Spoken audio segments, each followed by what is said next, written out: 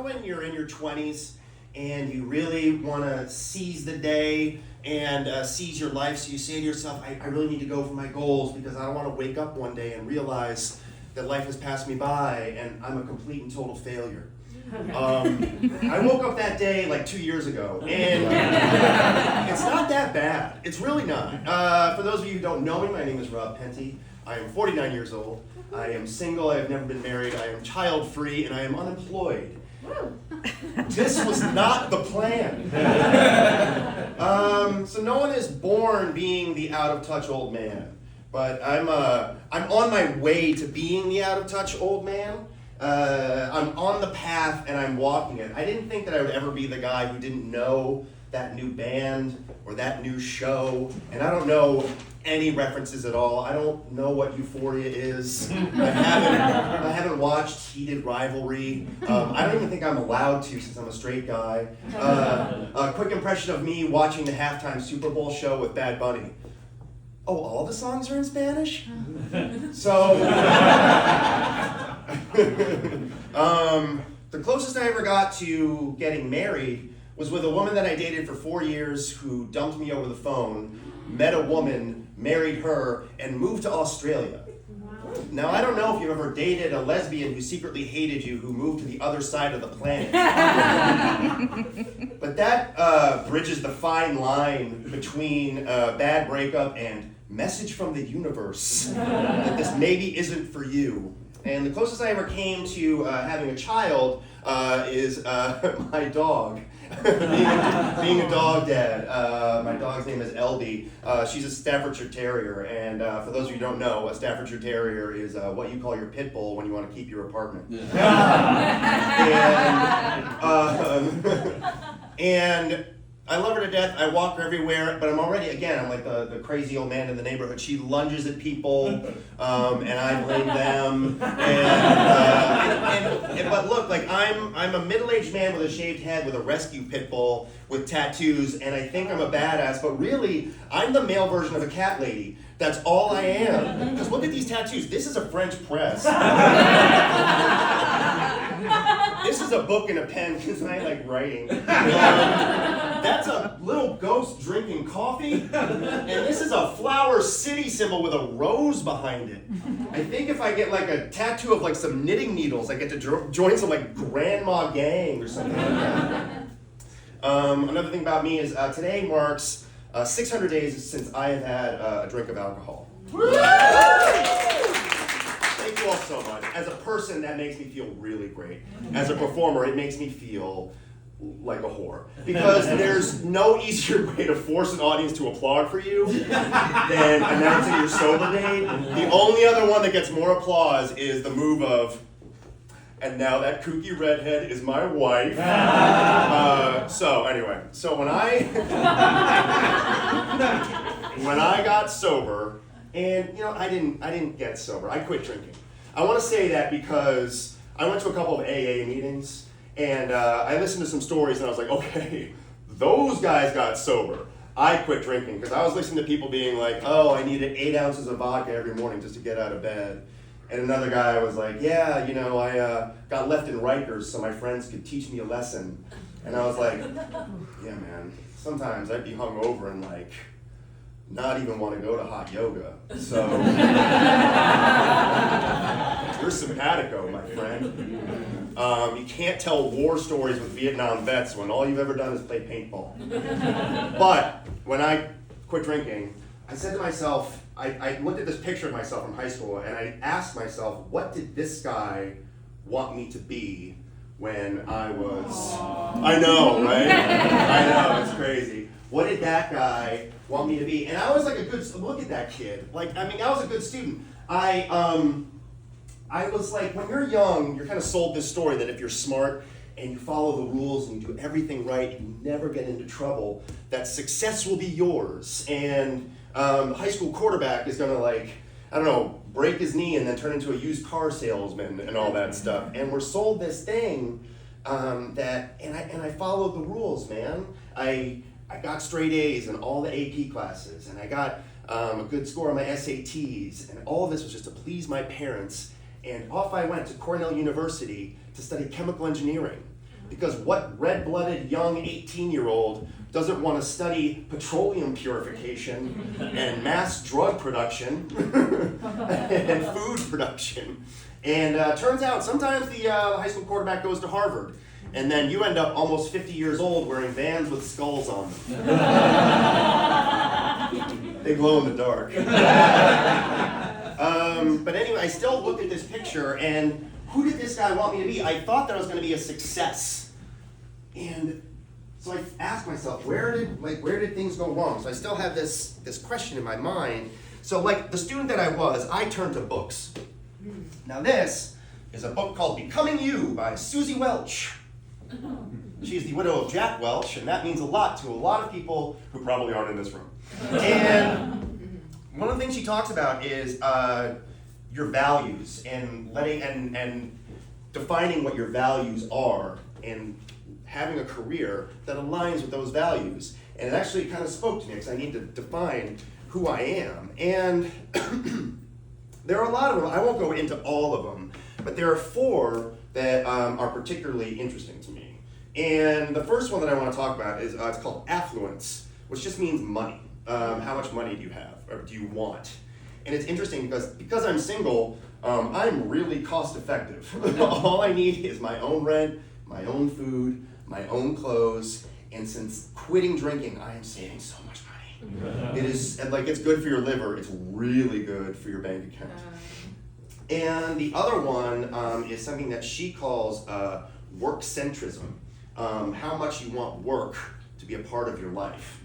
And I gotta say, very little. She rates work on a scale of 1 to 7, and I think that mine is a -8. And I was talking to my psychiatrist once about this very problem, and he said to me, so what do you like to do? And I said, oh, I really love soccer, and I love improv and storytelling. He goes, no. What do you like to do for money? And I said, nothing. Like nothing. Because like for me, a job is a task that is so unpleasant, one must be paid in order to perform it. So I don't really like work. -8.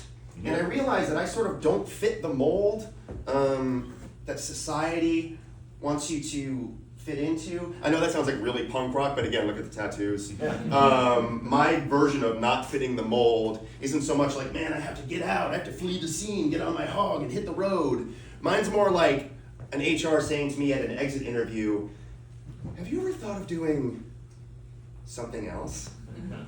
And the other one is something that she calls a eudaimonia, which is just joy and fun and well-being. And I rate that very highly. I know that sounds like a little weird maybe, or frivolous, but one of the people, like some of the people that I was really trying to impress, that guy desperately wanted to impress, were my parents. And my parents are gone. They passed away about 16 years ago. And I know that that's coming for me. I'm not being macabre about that, but it's true. I need to enjoy my life. And the other thing is creative self-expression. And here I am, bitches. I've been getting up on stage and doing something like this for 26 years. And it's not because of the money. It's because I love it. This is just what I want to do with my life. And the other one is, the other book that I like is this book. It's called The Power of Regret. Daniel H. Pig, are you happy at regret? Yeah. So it's interesting. Regret, I think a lot about regret. But this book kind of puts it in perspective. Regret is not just not liking things that happen to you. It's about the path that you may or may not have taken. It's about not taking an action. So a lot of times, regret shows up by saying, if only. You know, if only I had done this thing, if only I had talked to that girl, if only I had taken that risk. But then the other part of that is at least, when you sort of think about turns in your life, at least I'm okay, at least I have my health, at least this. And one of the if onlys I sort of think about is, you know, if only I had never taken a drink, maybe I would never have to quit. But at least I had a hell of a good time drinking when I was drinking. It was fun, and at least I stopped, and it's okay. And I think about that relationship that went bad, that bad breakup. If only I had not taken that risk with her, if only I had not responded to that email. But I had an experience, good or bad, and it happened. And I know how that ended. I don't have to wonder, what if? And at least I didn't end up in, I don't know, a bad, loveless marriage. And the main thing that I think about a lot, especially since I'm unemployed, is if only I had worked harder. And I think about that a lot. And and I think about myself, but worked harder at what? Because I want to show you a year away from this, me at Cornell University. Does that guy look like he knows what he's doing? Is he on a path? And I can't even blame that haircut on drugs. And by the way, if that's what you do to your hair, God takes it from you.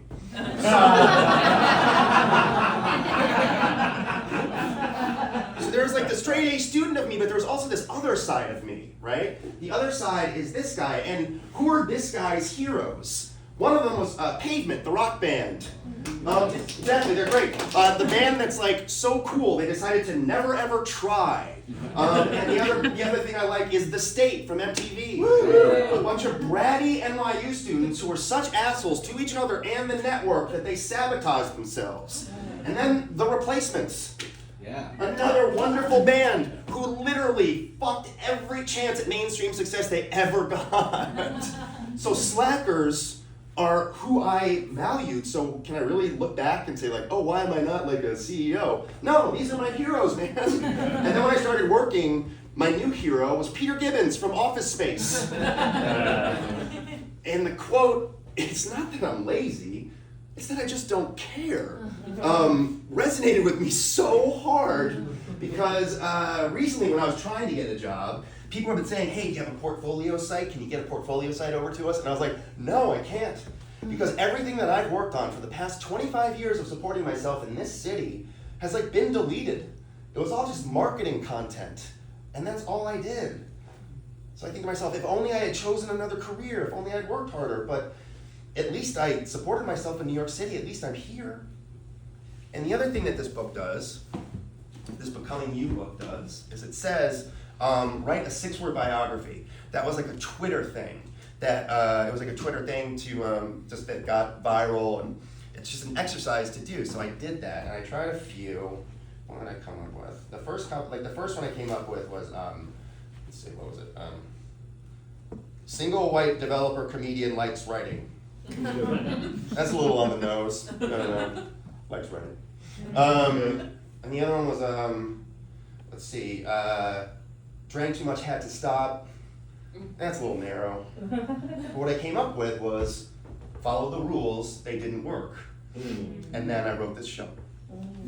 And the other book that I have is this one, Stumbling Upon Happiness. And there's a lot here, and it's beyond the scope of this show. But basically, the things that you think are going to make you happy won't. And when you look back, you might be wrong about how happy you were. And if you look into the future, you might be wrong about what you're projecting into the future. So what I noticed is, what I'm finding as I live longer and longer, is there's no magic bullet. There's no time where I'm never going to have regrets or I'm going to feel totally fine about my life. I just have to make peace with where I am now. Because if I'm lucky, one day, an 80 or 90-year-old me will be looking at that picture and be saying to himself, I really hope that he lived in a way that makes him proud. So I think I need like a 6-word biography for the second half. I actually said that to my friend Julie. I was like, I think I'm having a midlife crisis. And she goes, you think this is the midpoint?